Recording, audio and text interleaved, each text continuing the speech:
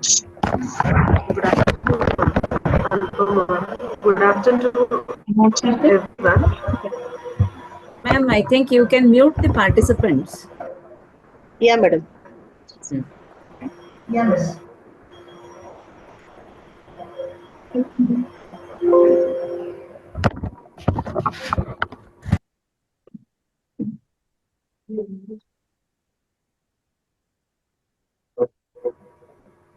Good afternoon, everyone.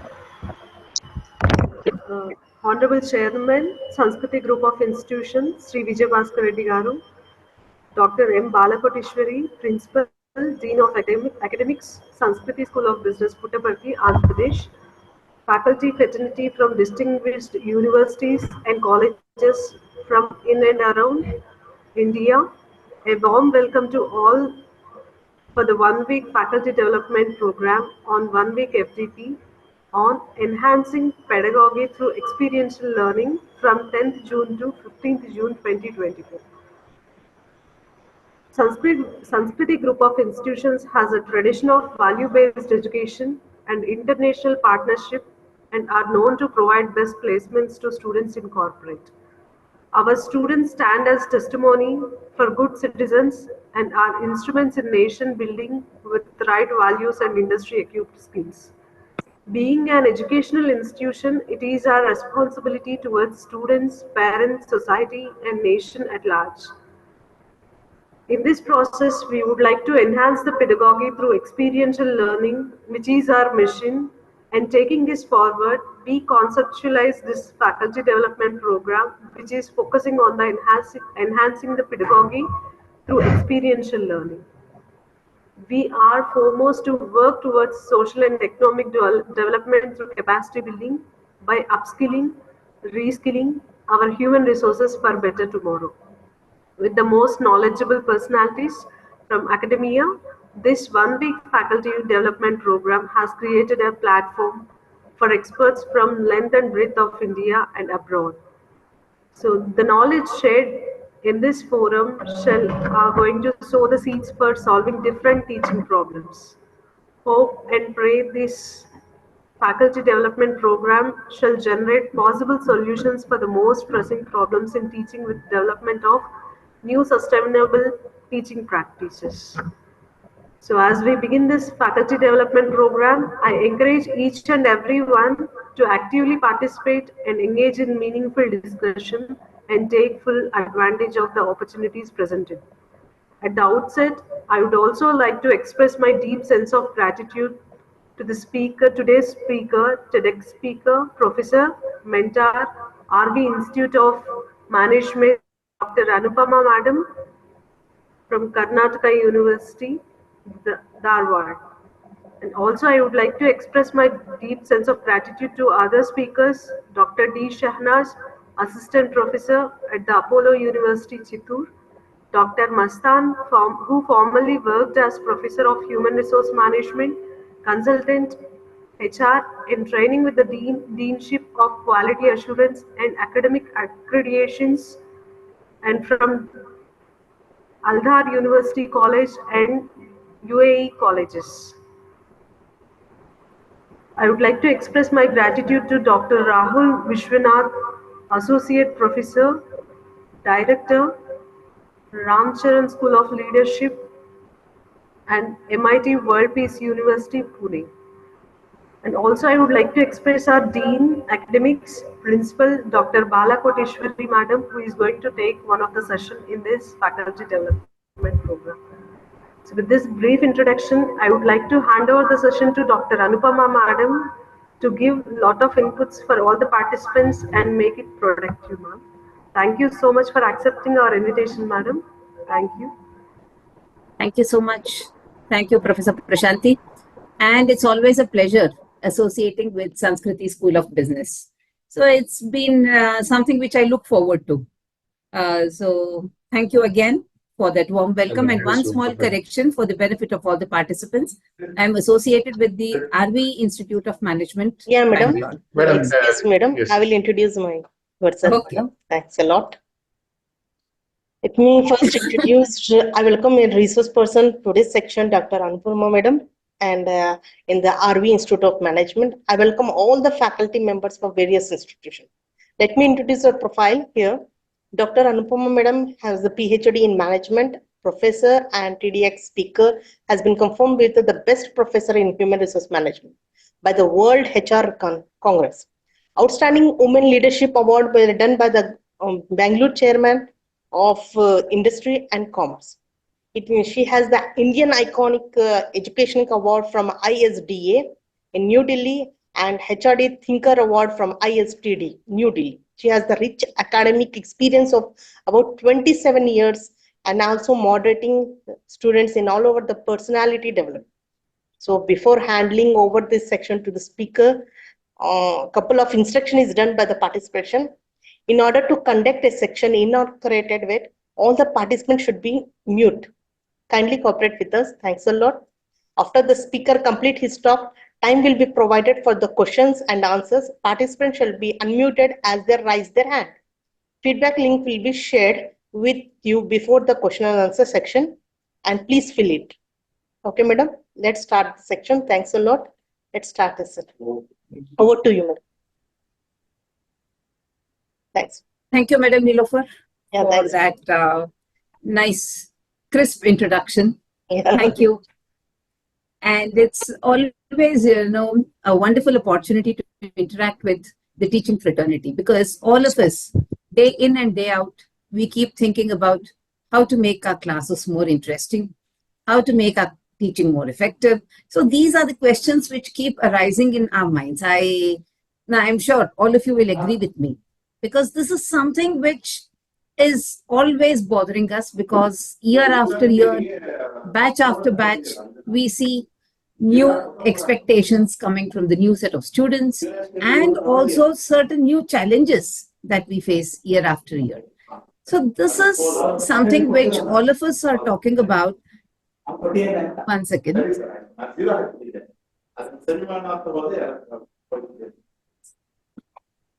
Yeah. So this is something which all of us have been bothering, and this is a question, pertinent question, which haunts us all the time, right? So the topic given to me is also something which is very, very relevant, what all of us are facing, because all of us are handling new age learners. So how this experiential learning can become more relevant, more effective, and enhances the learning among the new age learners. So I will just share my screen.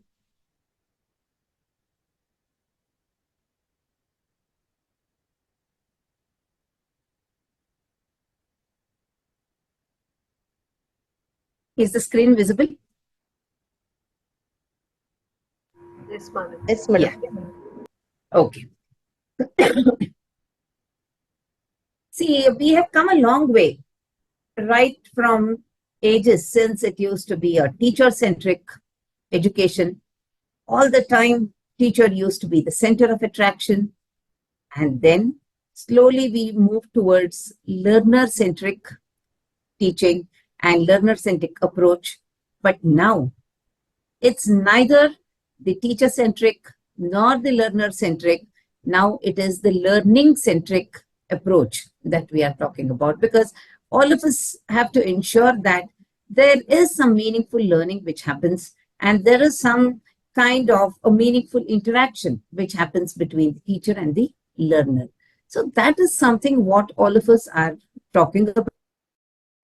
All of us know about Benjamin Franklin's famous popular quote, which says, "Tell me and I forget, teach me and I remember, involve me and I learn." So keeping this as the context, let us see how to make our teaching and learning more effective. Start and again.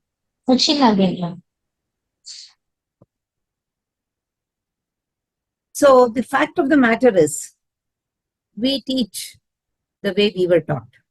That's a human tendency, that's a natural tendency, because however we have learned, we want to continue the same. We want to teach in the same way how we learned. We want to extensively use the blackboard. We want students to sit in rapt attention and look at what is happening in class as though they are absolutely having no clue about it. So that is what we expect, and that is how our generation also learned. But is that right? Should the students learn the same way their teachers did? That is how we learned. Is it so?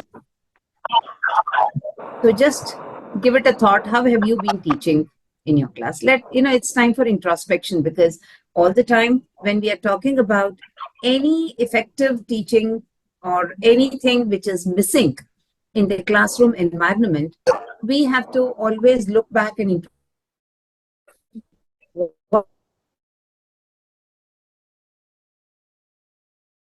what went dissonance happen. Why is the conflict happening? What is the conflict? The conflict is very, very clear and imminent. It is between the traditional teacher. We are so much, engrossed in our traditional approach and the new age learner. See, there is a dissonance between what we are talking about. We are always looking for that kind of, autocratic way of teaching. I speak, you listen, but learners are not the same. Learners are different. So we have the new age learners now. Now, how do we know what these new age learners are?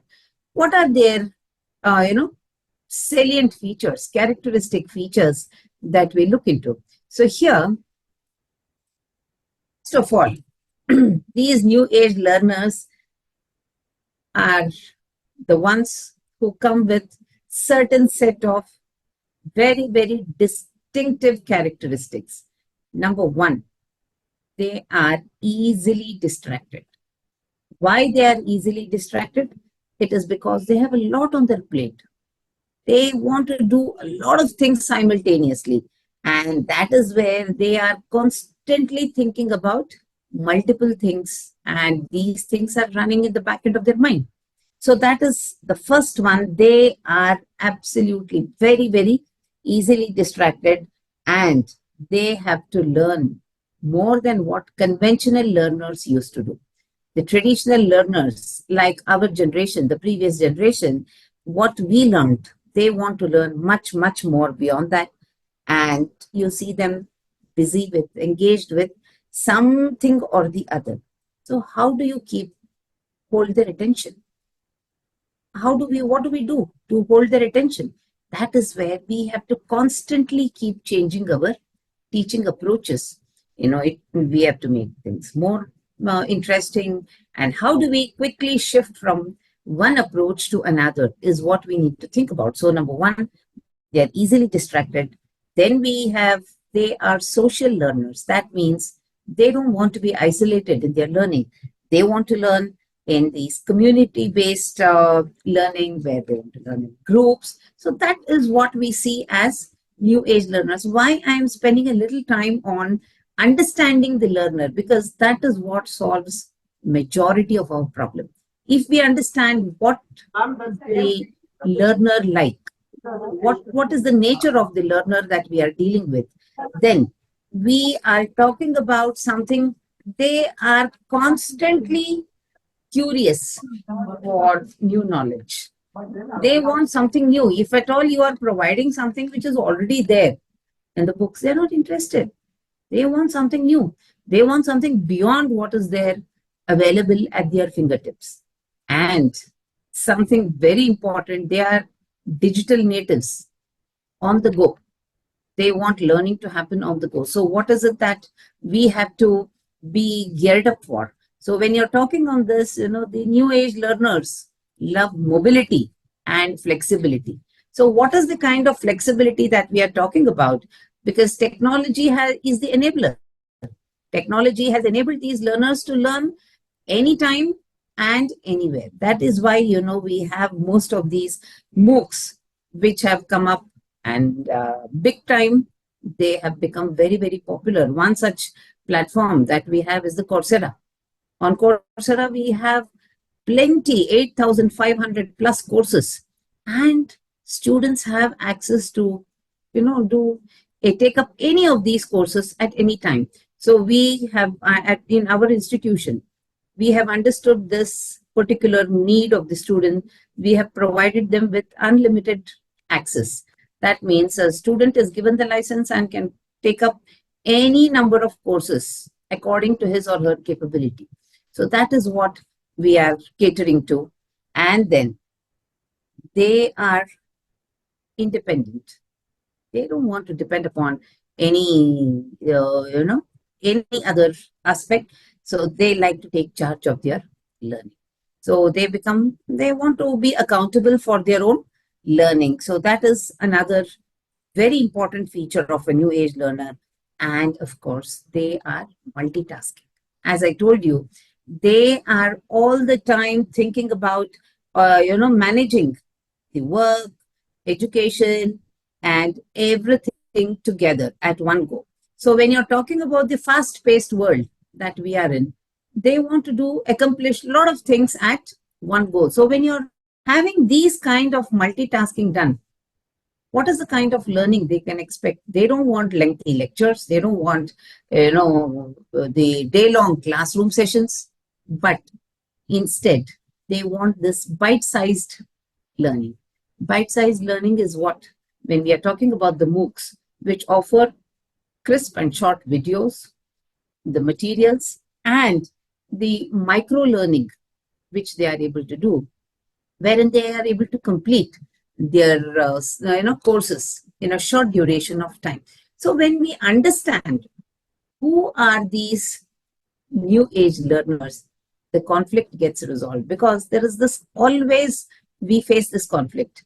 We as a traditional teacher, we are not able to cater to their needs, and at the end of the day, we end up being frustrated, we end up being dejected, we end up cursing the students. The new age, the present generation don't have these value systems, they don't have the need to learn, they don't have the inclination to learn. So all these come out as our frustration because of this conflict. So how do we resolve this conflict? So as I told you, we have to recognize and address the individual learner needs. So what happens here in this individual learner needs?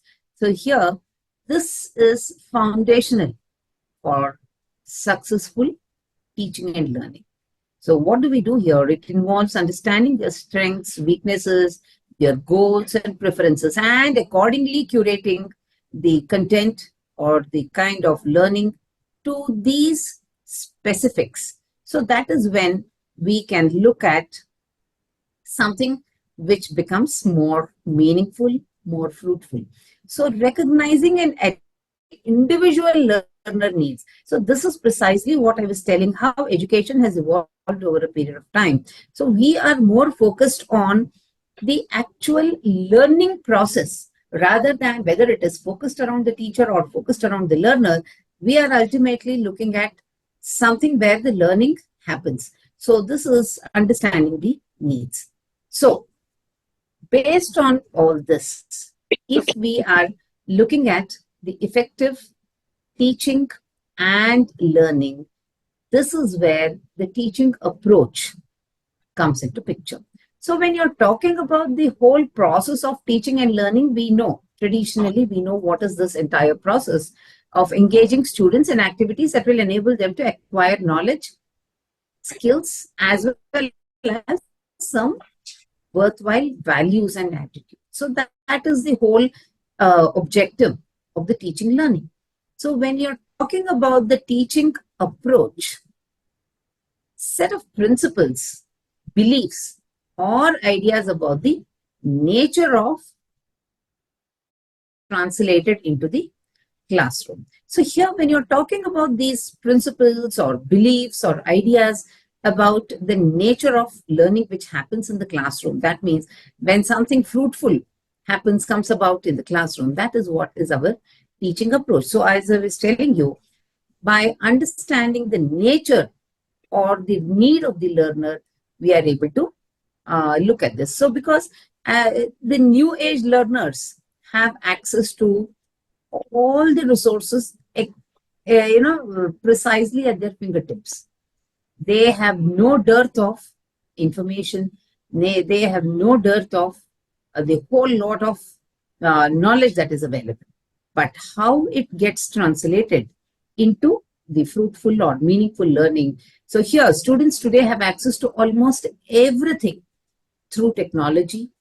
They are not the same students educators are used to teaching, because we are used to a certain pattern.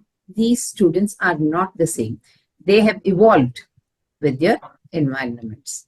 So Mark Prensky has very, very aptly told, today's students are no longer the people our educational system was designed to teach. Because when we designed our education system, which is present right now, it wasn't designed to meet the requirements of the present day students. It was for those days. So I already told you about the nature. What is the kind of characteristic features they demonstrate? So this we have already seen.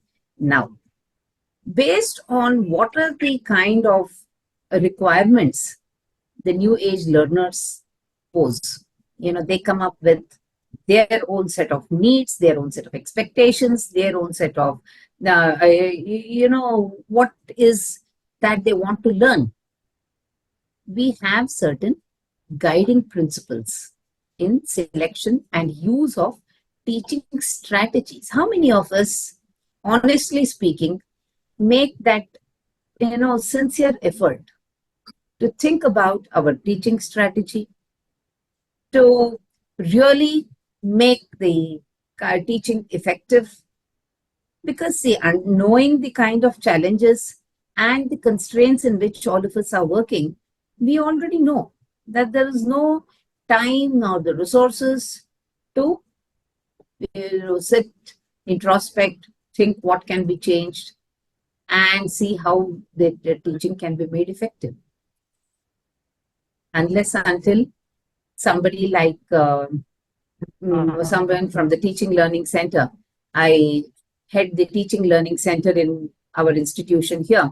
So from this TLC, the Teaching Learning Center, what we do is we have a lot of requirements which the teachers, the faculty members have to fulfill before commencing the course.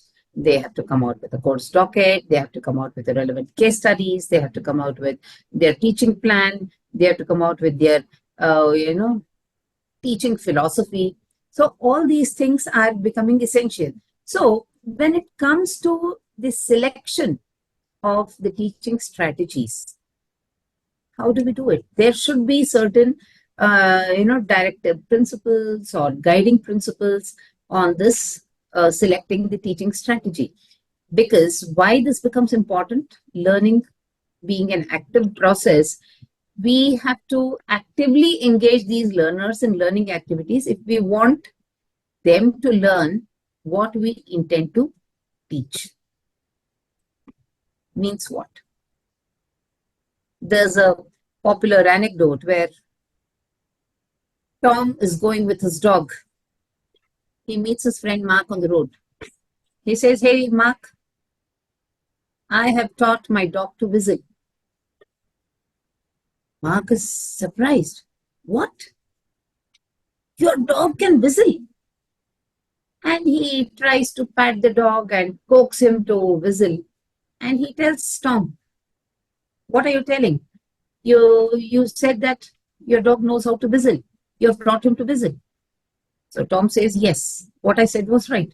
I have taught him to whistle. He has not learned."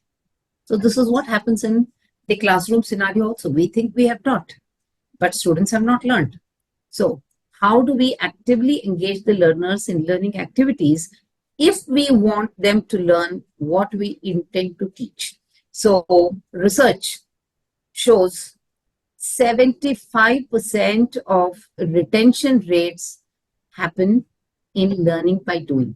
So whenever we are whenever we adopt the strategy of making them learn by doing, by involving them in activities, by involving them in certain kind of methodology, that is where 75% of the retention happens. Otherwise, it's very, very negligible.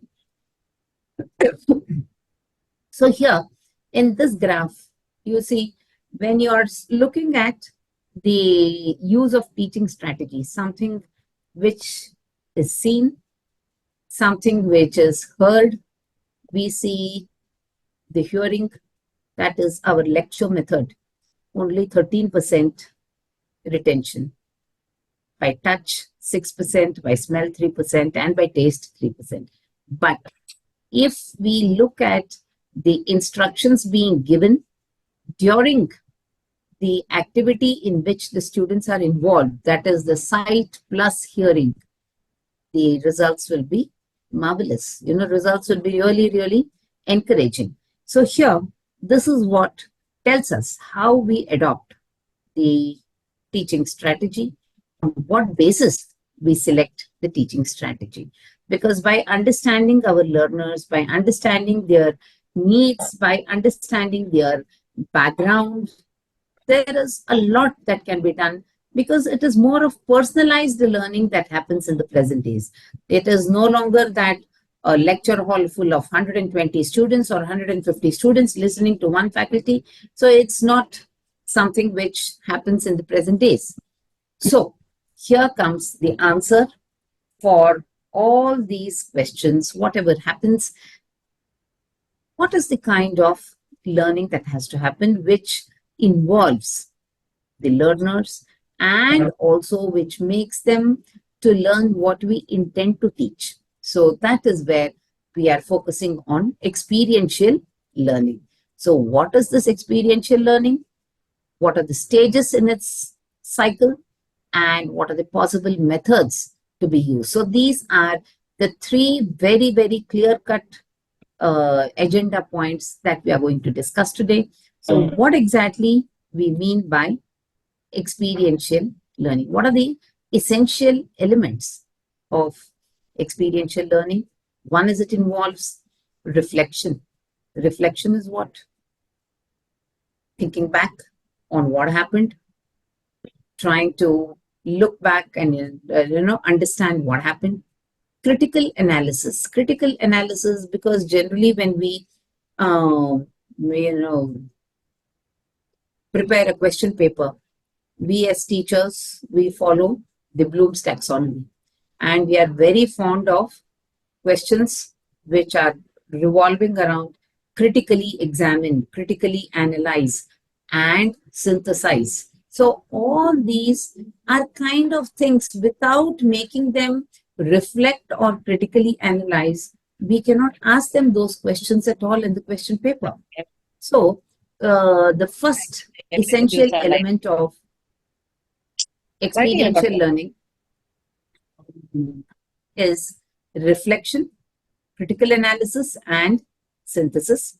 Then, second very important element of experiential learning is it provides opportunities for students to take initiatives, to make decisions, and be accountable for the results. Because this is where, when we make them accountable, when we allow them to take decisions, when we allow them to think on their feet, that is where we are preparing the students, and that is where we are actually facilitating the actual learning happening. So when we provide opportunities for students to take the initiative, to walk that extra mile, or to be more proactive, then only when the proactive nature is facilitated, that is when students learn to take decisions, and that is when they also become accountable for whatever results are seen.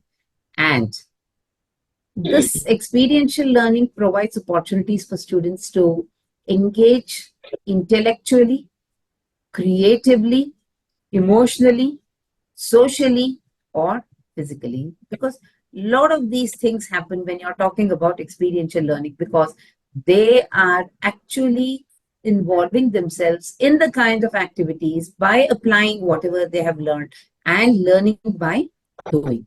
So that is where you find the kind of engagement which happens in a very, very holistic way, intellectually, creatively, emotionally. Because intellectually, of course, yes, they are putting in their knowledge, whatever they know. creatively, because they start thinking differently. They start coming out with very, very different approaches, different ways of thinking, different patterns of solving, and then emotionally they become more, you can call them as emotionally becoming mature. That means they try and empathize and understand what happens in the group. So this is a team activity. When you're talking about experiential learning, this is where a lot of other objectives are also met. And a designed learning experience that includes the possibility to learn from natural consequences, mistakes, and successes. So this is what we look at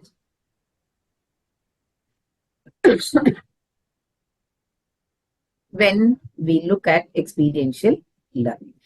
So here, this comes from the natural consequences. Natural consequences means what? Whatever is logically happening there. So experience is something but, learning from the past experiences, learning from mistakes, and we try to understand what went well, what worked for us, what did not work, what needed improvement. All these things are something which will be the outcome of a well-designed learning experience. So now, if at all we are talking about the entire process, how it works, so we have the Kolb's cycle of learning, which depicts experiential learning, which includes the three major components. So what are these three major components we are talking about? One is knowledge, because know your facts well, know your basics well, the concepts, facts, information acquired from past formal learning and past experience. So when you give them the facts, when you give them the basic knowledge about any of the concept, that is the conceptual understanding. Next is the activity. So when you're talking about the activity, that is the next phase where you are applying the knowledge to a real world setting. And finally, the reflection. So analysis and synthesis of knowledge. So here, when you're talking about creating new knowledge, so when you're talking about analyzing and synthesizing of knowledge and the activity to create new knowledge, these are the three different, the integration of these three different dimensions. That is what Kolb's cycle of learning depicts. So let us see how the cycle works. So Kolb's cycle of experiential learning, he calls. So the first, it starts with a concrete experience. So what do you mean by a concrete experience? This is something where you are engaging directly in an authentic situation. So that is the concrete experience. That means you are involving yourself directly in a given situation and then move to reflective observation. Once you are engaged in any given activity, any given concrete experience, what do we do then? Reflective observation, wherein we are noticing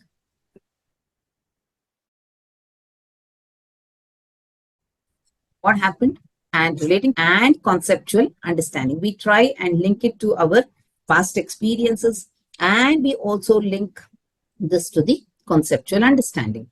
And then comes the abstract conceptualization. So here, when you're talking about abstract conceptualization, here you are very, very finely distilling the perceptions into abstract concepts. That means whatever you have understood from your experience, that is translated into abstract concepts, and then active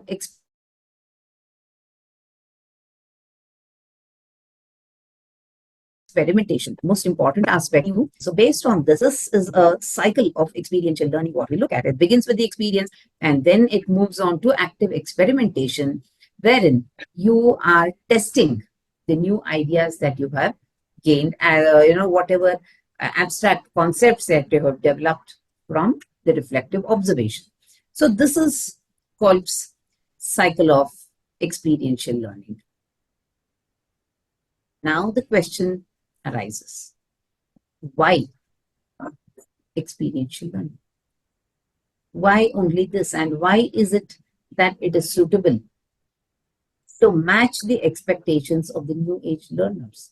So here, first and foremost, it is important because it creates environments in which the learner can apply existing knowledge while developing new knowledge and skills in a practical context. So this is precisely what we want our students to do. Most of us in the management schools, we keep listening to the statement which is made by industry when we are talking about the placements. Students are not job ready. Students' employability quotient is less. Why do we say students are not employable? If we just think, look back and introspect, we understand because we have not given them the opportunity to test their knowledge in real life situation.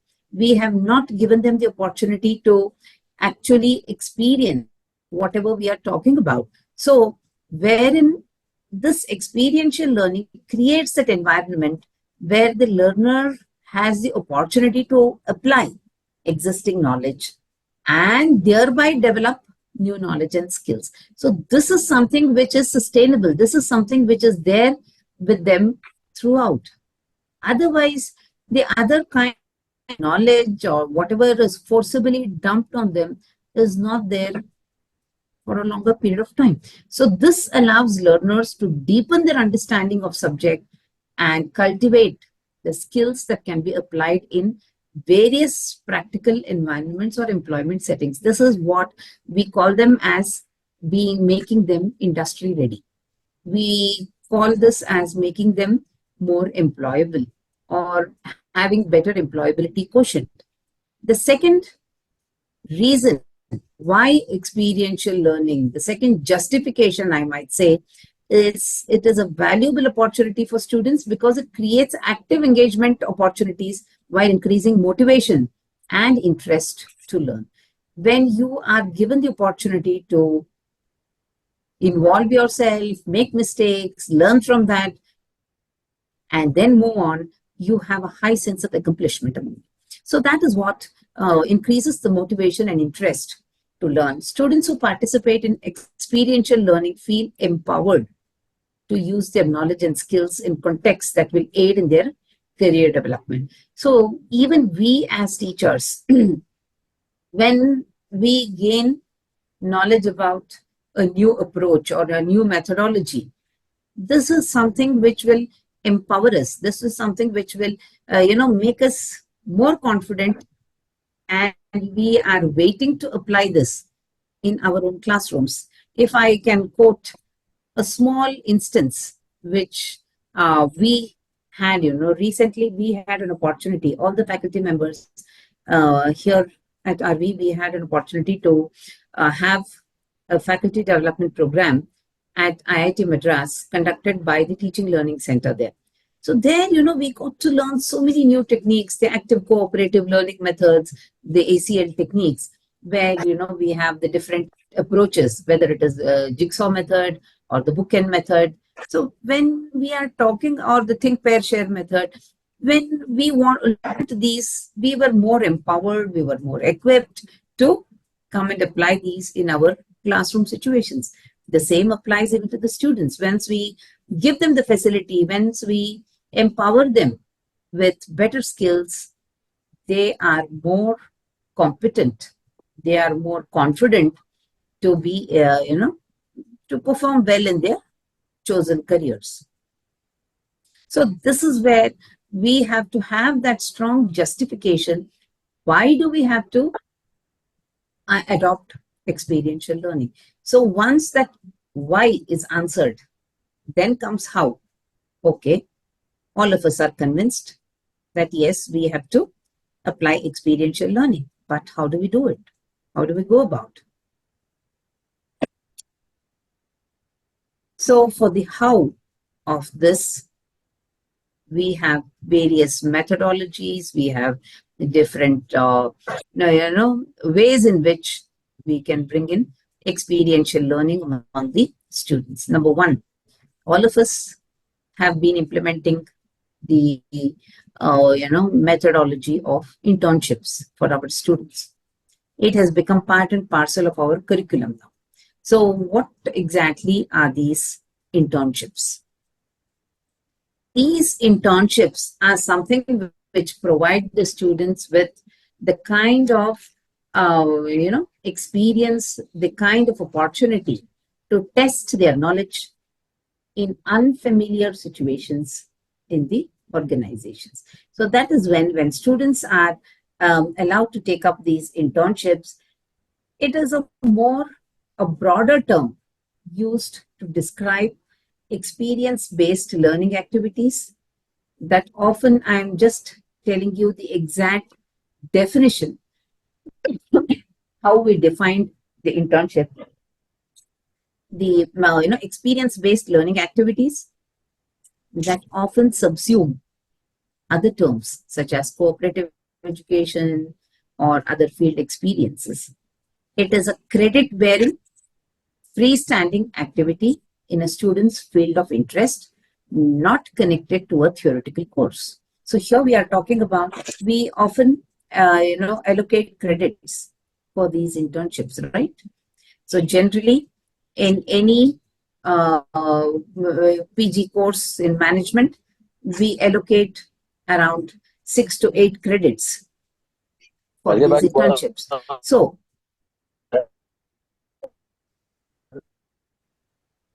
So how exactly this works? It is usually assessed. How do we assess the internships? It is usually assessed by a faculty member. Viva. Okay. Yes, through Viva. No, but before that, throughout the process of internship, what do? It is usually assessed by a faculty member and supervised by an employer who is not part of the institution. So that is what is very, very essential. So here we are talking about bridging that gap between the academia and industry. You have one faculty mentor who is allocated in the institution, and you have one person from the organization who is guiding the student. So this is where the student works with the practicing professionals, completes a given project, then attends public events, and also observes the various constituents of the organization. Generally we have in the first year something called as an organization study, right? So the minor internship, what they go through, we call it as an organization study, where the student just observes the organization and understands what are the functionalities, what are the functional areas, and then links it back to the various concepts that the student has learned. So now when you're talking about this internship, this becomes a very, very strong way of propagating experiential learning, because the more the opportunities that we give for internships, the more the facilitation is made for taking up these internships, better is the learning. Rather than sitting in class, this becomes a much more meaningful activity for the students. Then comes something which is called as work integrated learning.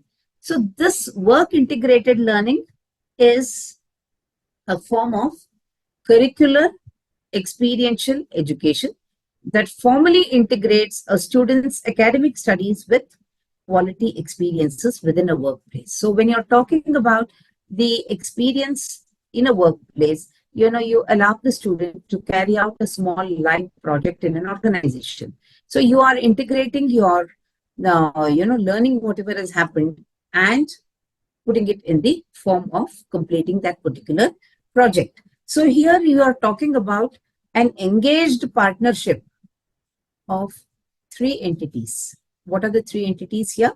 Of one academic instructor, a host organization, and the student. So when you're talking about the active engagement or active partnership among these three entities, work integrated learning becomes much, much more meaningful. Then we have something called as service learning. Service learning is where nowadays there is a lot of emphasis being given on students, trying to understand or being capable of understanding the societal requirements. So when you're talking about the social needs, when you're talking about the community requirements, students are allowed to engage themselves in these community-based activities. So that is where you're talking about service learning, where a student might involve himself or herself with an NGO or any other such organizations which are catering to the community requirements. So here again, if I may quote, we have a one credit course called a social immersion. So social immersion means where every student is compulsorily expected to take up or associate with one NGO and carry out some meaningful activities on a given cause for a period of 2 weeks. So at the end of 2 weeks, the student comes back with the learnings, with the report, what was the kind of activity, what was the kind of cause that he or she got involved in. And, it also gives them a different perspective. It also is an eye-opener because they would never have understood what exactly might be the problems that are existing in the society, or what could be the various issues that need our attention. So that is something which is called as service learning. So term used to denote optional or required out of classroom community service experience or projects attached to courses or a separate credit bearing experience. So this is what I was telling you as understanding or getting connected with the society, or understanding, empathizing with the societal needs. And then we have something called as student teaching. So a student learns much more when he teaches. So student teaching is specific to students in pre-professional and pre-service.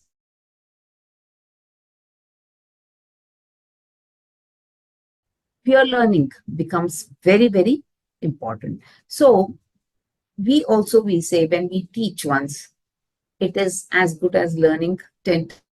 So that is what we are talking about, student teaching, involving them in the kind of activity, understanding the needs of whom they are interacting with. And that is what is one of the very effective methods of experiential learning. And then we have study abroad. So students usually engage in courses at higher education institutions in other countries. So here, this experiential learning, generally, why we bring it under the context of experiential learning, again, if I may quote, we have these international immersion programs for the students. So these immersion programs have three major components. One is the academic component, where they undergo a certification course. The second is the industry component. That means they have the industrial visits, so they understand the industry scenario there. And the third one is the cultural component, wherein they have the cultural visits, try and understand the cultural aspects of that particular place. So this is something which gives them a very, very strong outlook towards how exactly this helps them in broadening their horizon. So that is where we talk about study abroad. Then we have something called as the research. Why do we bring research under experiential learning? This is a question that might come up, because here we are allowing the students to choose any topic or area of study of their choice, which is close to their heart, go about with understanding the context, then make some extensive research on whatever literature is already available, then understand where the gap lies, and then start applying these in terms of the further deep dive that they do into their research. And then volunteering, as I said, is part of the service learning, where they make understand some social cause and do this volunteering.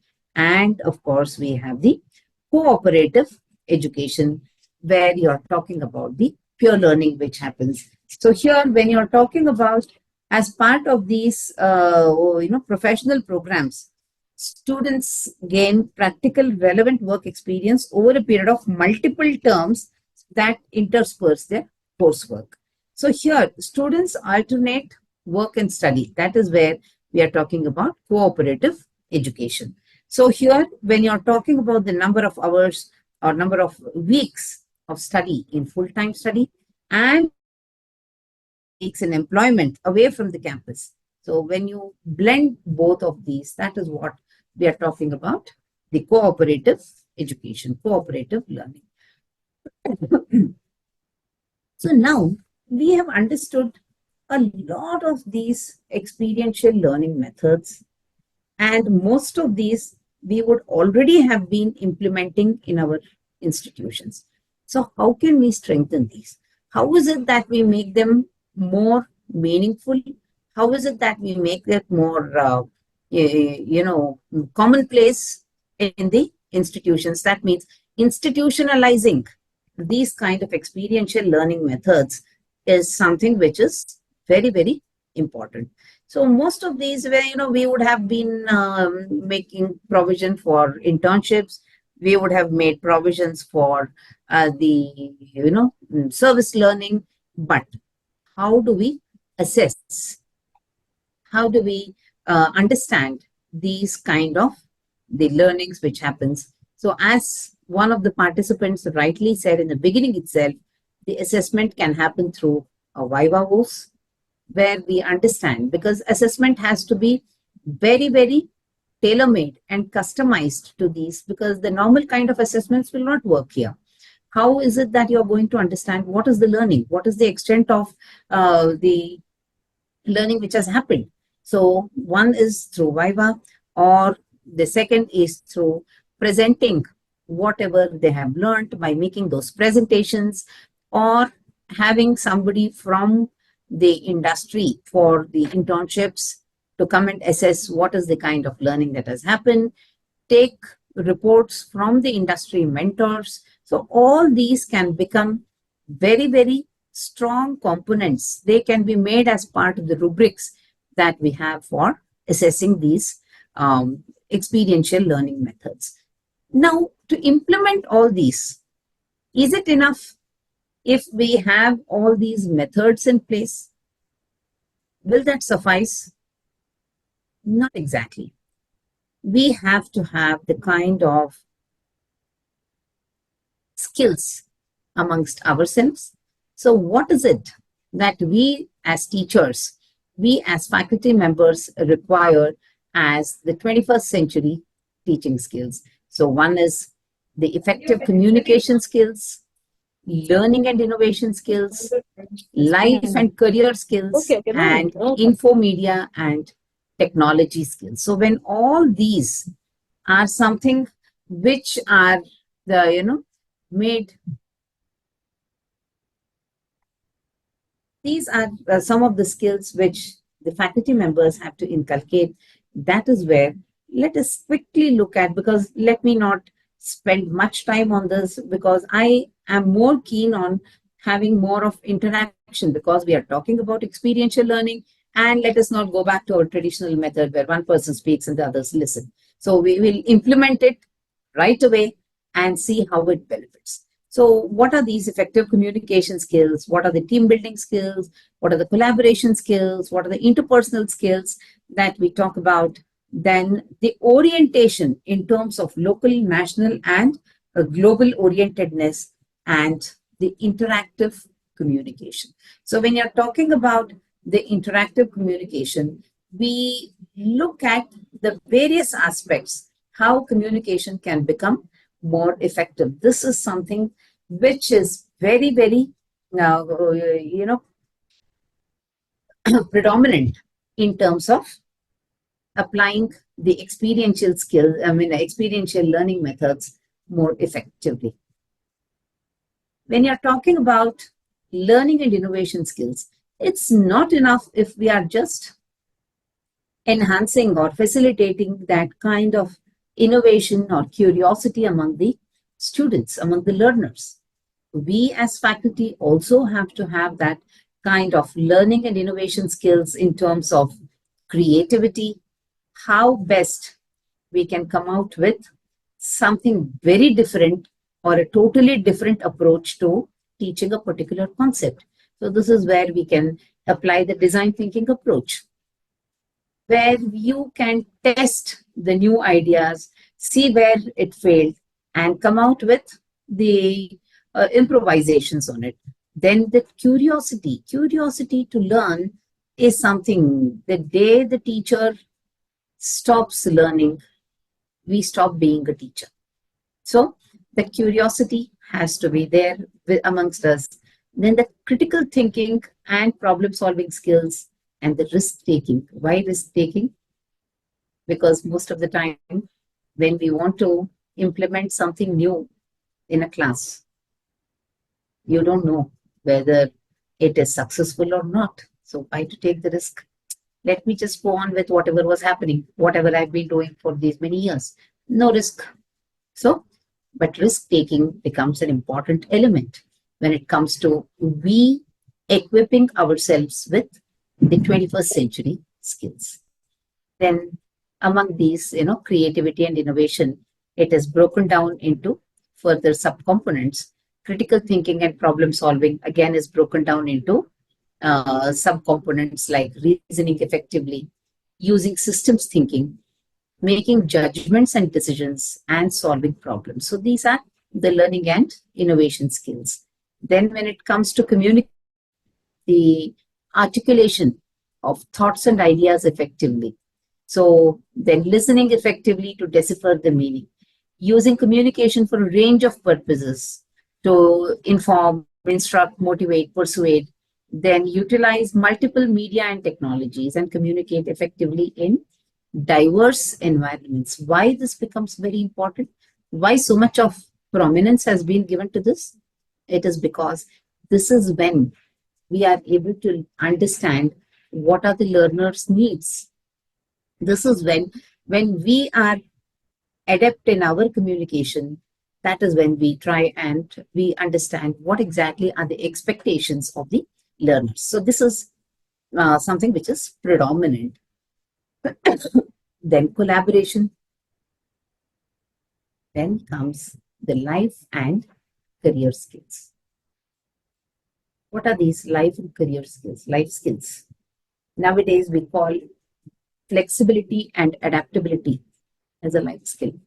It is no longer survival of the fittest. It is survival of the most adaptable. Survival of the most flexible. So that is what, because all of us have seen Charles Darwin's theory. Survival of the fittest. No. So here, how flexible you are, how adaptable you are, and how open you are to adopt these new things in your profession, in your career, is something which is a very, very important skill. Then leadership and taking responsibility. Leadership is a life skill. And how do we inculcate the leadership skills among students, among the learners? It is when we lead by example. That is when leadership can be demonstrated. We never say leadership is taught. Leadership is demonstrated. Then social and cross-cultural skills. So how we are talking about the interpersonal skills or social skills or the networking skills, something which is very, very important in present days. Then initiative and self-direction. When we were talking about taking initiative, when we spoke about the experiential learning elements, this is precisely what prepares them to take initiative and also to be conscientious, to be self-driven. So that is where we are leading by example again, and productivity and accountability. Once again, when you want the learners to be accountable for their own results, this is where we as teachers also are to be productive and accountable for our performance. And then ethical, moral, and spiritual values. These are very, very commonly demanded or expected kind of skills. In skills, now gone are the days when we say we are not very conversant with technology, because students are much, much ahead of us, because as I told you, they are digital natives. We are digital migrants. We are learning these digital skills now. So how exactly we are, conversant with the visual information literacies, media literacy, multicultural literacy, all these things are something which will help us in making the experiential learning a much more effective process or a much more enjoyable process, is what I wanted to bring in. Now, the evolving role of a teacher, though we know that we are multiple roles bundled in one. We are a leader, we are a teacher, we are a mentor, we are a role model, then we are a risk taker. All those things are there. All rolled up in one is a teacher. But then how the role of teacher is getting evolved, and what exactly are the components that are part of the role of this teacher, is we are partners in learning, because we learn along with the students. That is something which is very, very something which is happening at present, because when we ask students to take up a course on Coursera, what we generally make it a point is we first take up that course, understand the nuances, understand what are the components, what are the features and the contents like, and then how to make it more meaningful, and then ask the students to take up that course. So what are we doing? We are partners in learning. We are learning together. That is when we are also in a better position to guide them in the right way. We are the connector and the activator. Unless until you are able to get connected with the learner, unless until you are able to, strike a chord with the learner, no learning happens. That is when you are able to motivate them, activate them, and also ensure that learning happens. Then comes that we are a community developer. The role of a teacher is to form that learning community and also facilitate that kind of development, leading to making this world a better place. So that is where we are a community developer and designer of powerful learning. Why we call ourselves as designers of powerful learning? It is because we have all the necessary resources to customize the learning, to customize the content according to the needs of the learners. See, we have the option of curating the courses, creating the content on Coursera. If at all we partner with Coursera as an institution, we get the option to curate the content, to have the content in accordance to the requirement of the learner. So these are specific tailor-made contents which exactly cater to the needs of learners. So when you're talking about this kind of a content being created, we are becoming the designers of powerful learning which happens. This is where you find that actual learning happens in class. So when we understand how our role as a teacher is evolving over a period of time, it's time to gear up. It's time to understand, introspect, what went wrong, what can be improved, and how things can be made better by implementing various experiential methods and being part of the experience. That is very important. When we are talking about experiential learning, we become part of this experience, and that is where we can bring about this kind of a powerful learning. So that brings me to the time limit of 4:15, which was told to me. And let me end this with a quote by John Dewey, who says, education is a social process. Education,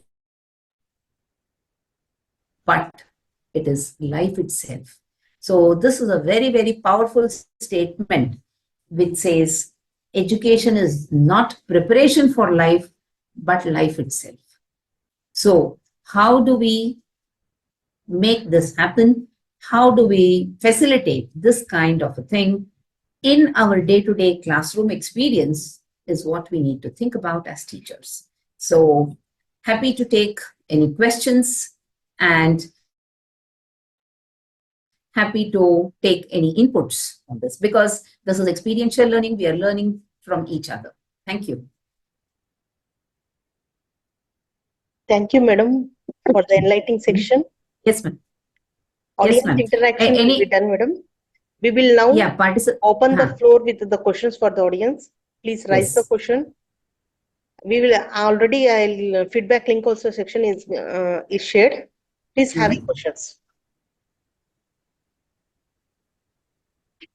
So if you have any questions, yes, we'll be happy to discuss. Thank you, Dr. Jagannath, sir.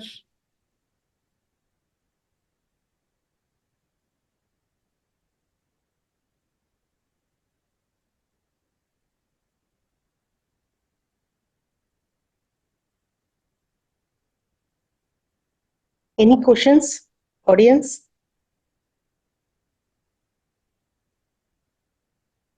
Or if there are any suggestions or inputs. I have a question. Yes, ma'am.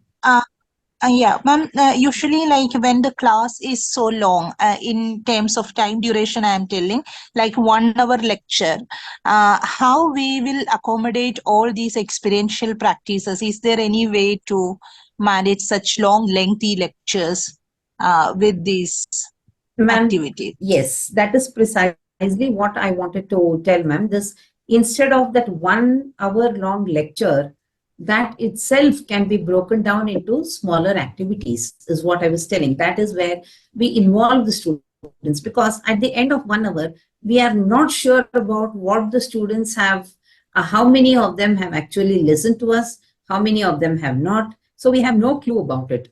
So what we can do is, the best way is, apply the ACL methods. So one of the very powerful ACL method that we can apply is the bookend method, where a 60-minute class can be divided into smaller components. The first 5 minutes, 3 to 4 minutes, will be recap of the previous session. Okay. And so that can be through a small quiz or questions. Then 10 to 12 minutes, you take up your concept, whatever you want to teach. Based on that concept, you give a small activity where you involve them in groups. Don't ask them to move from their place and all, because that will be cumbersome. So within their desks, if there are 4 students sitting, let 2 of them pair up with each other and do some small activity based on what you have taught. Then go back to the lecture again for another 10 to 15 minutes.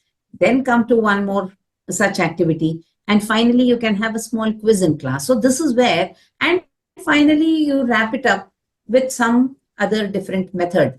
Wrapping up can be like you are summarizing the whole lecture by writing the points on board or creating a mind map. So what happens is, when we compare it is broken down, this is actually initially a little difficult, but later, once we get used to it, we can do it, ma'am. Please try this. Could you repeat the method, the technique which you have mentioned? This is called as one of the methods of active cooperative learning. Okay, this is called as the bookend method.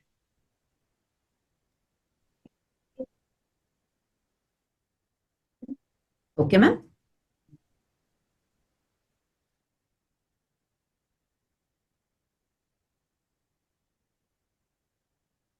Any questions, audience? Yes. Any other question? Because see, we as teachers, we have the mindset that this won't work. Where in higher education, where do we have time for all these activities and all those things? But we should have those meaningful activities wherein we are actually putting into place whatever we have taught as a concept and they are able to apply it. So that is when, once we start getting used to it, things will work. Initially, I know it is a little difficult.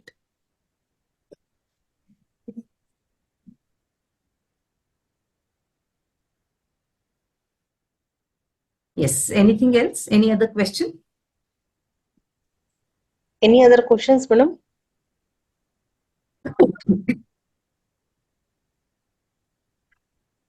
You can chat in the box. Any questions you want?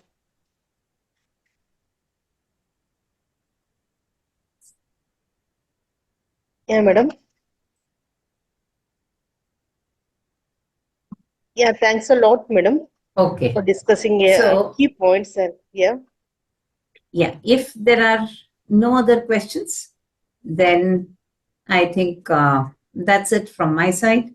Thank yeah. you very much I for think the so. In the chat box opportunity. also, no No questions are questions? there. Yeah. Yes. So Okay, thank you very much, ma'am. Thanks yeah, for the madam. opportunity. And Yeah. it was wonderful being Yeah, here. thanks a lot, madam. We discussed an excellent topic, madam. Here, I learned personally that traditional teaching versus new age learner. I like the topic very much. Guiding the principal, what you are selecting the teaching strategy. Correct. I So thank this opportunity to take the resource persons, Dr. Anupama madam, for enlightening the participation of the topic. And also, I thank for all the participation who are entered today. And all good things come to an end, and every end has beginning. So I hope that today's section will be have value to all the knowledge, and tomorrow we can meet. The tomorrow section on 11th June.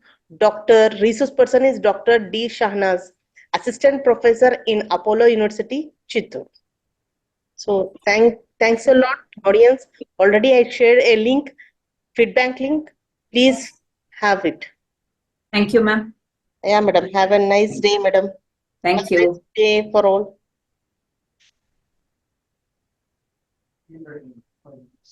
Yeah, feedback link is given 5 minutes time.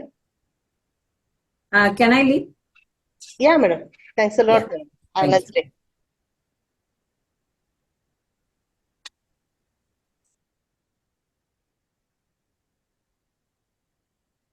Yes.